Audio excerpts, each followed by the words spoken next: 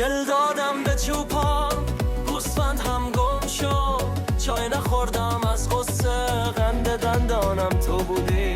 گفتمت دوست دارم، گفتی با اشتباه است. عاشقی کردم به شوخی، جدی شد این ماجرا. برمو گفتی برو، حالا خودت بیقرار شدی.